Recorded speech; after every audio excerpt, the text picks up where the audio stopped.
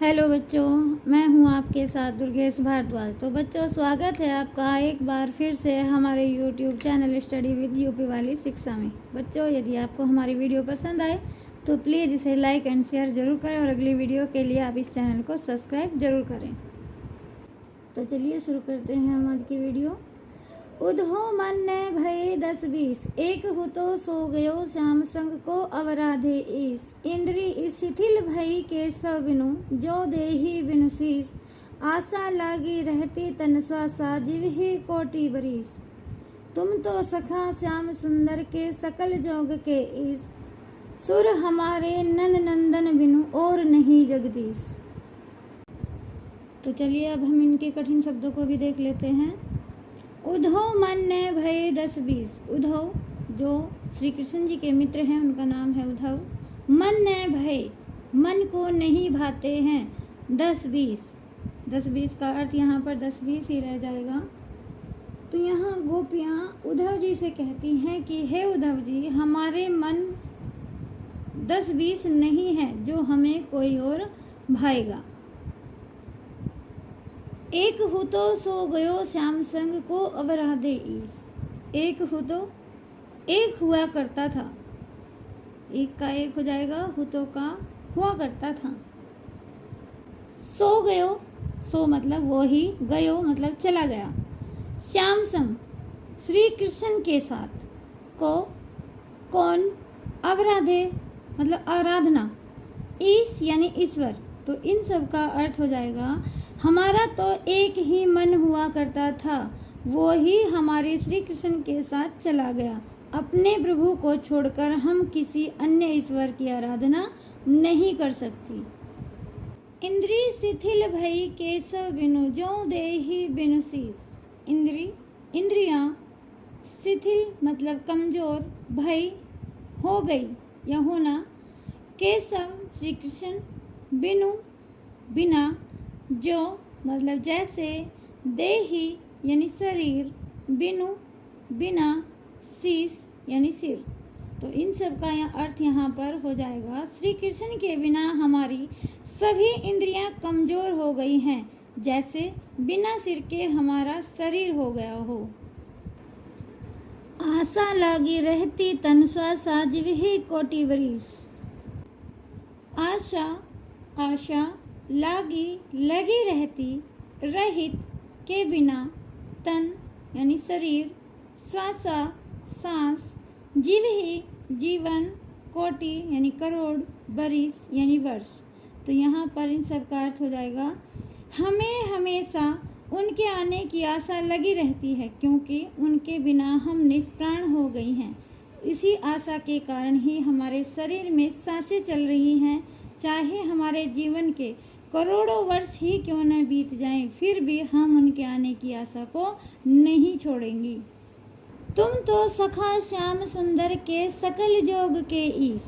तुम तो, इसका अर्थ यहाँ पर तुम तो ही रह जाएगा।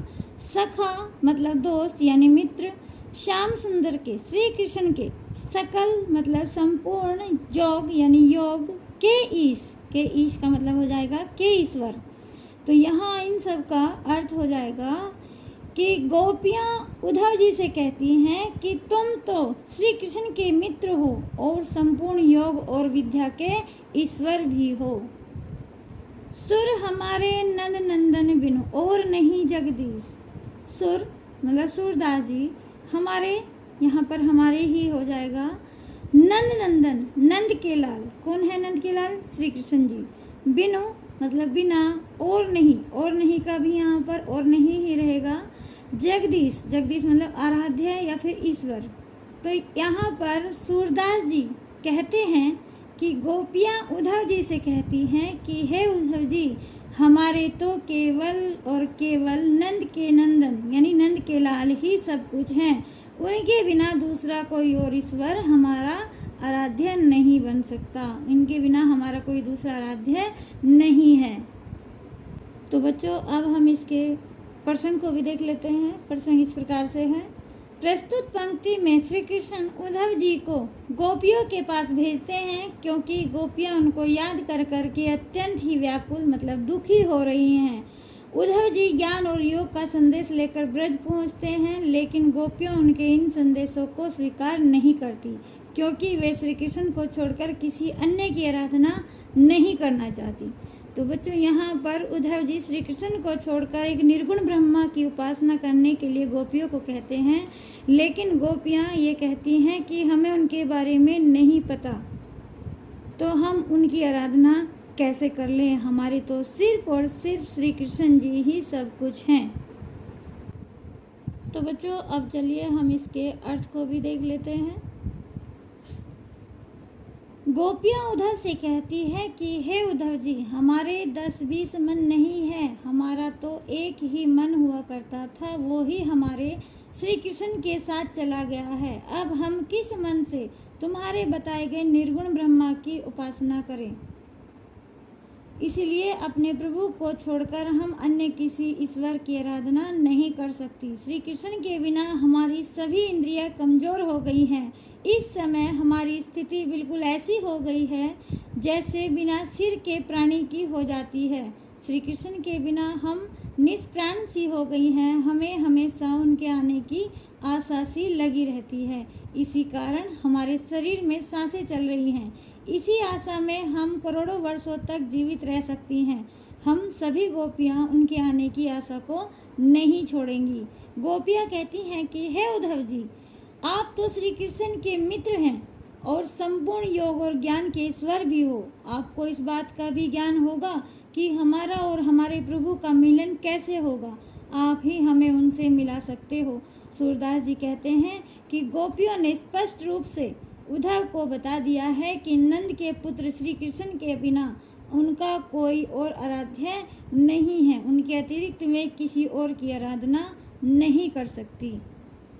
तो बच्चों, अब हम इसके काव्य सौंदर्य को भी देख लेते हैं। कवि ने श्री कृष्ण के विरह में विचलित गोपियों के शारीरिक व मानसिक स्थिति का चित्रण किया है। तो बच्चों, यहाँ पर भाषा ब्रज भाषा है, शैली मुक्ता, गुण माधुर्य, रस श्रृंगार, वियोग रस, छंद गैर पद और सब शक्ति व्यंजना। अब हम यहाँ पर अनुप्रास अलंकार को भी देख लेते हैं। 10-20 और श्याम संग में शै वर्ण की आवर्ती और नंद नंदन में नय वर्ण की आवर्ती। तो यहाँ पर शै और नय दो वर्ण ऐसे हैं जिनकी बार बार यानी 2 से अधिक बार आवर्ती हो रही है, और जहाँ पर 2 या 2 से अधिक बार आवर्ती एक वर्ण की हो चुकी हो वहाँ पर अनुप्रास अलंकार होता है। बच्चों, एक यहाँ पर उपमा अलंकार भी है, जैसे जो देहि बिनु शीस, अर्थात बिना सिर के प्राणी के अंदर, प्राणी के अंदर क्या जो दुख दर्द होता है, जो उसकी तकलीफ होती है, जो वहाँ पर मानवीय वेदना है, उसका वर्णन किया गया है, इसलिए यहाँ पर उपमा अलंकार है।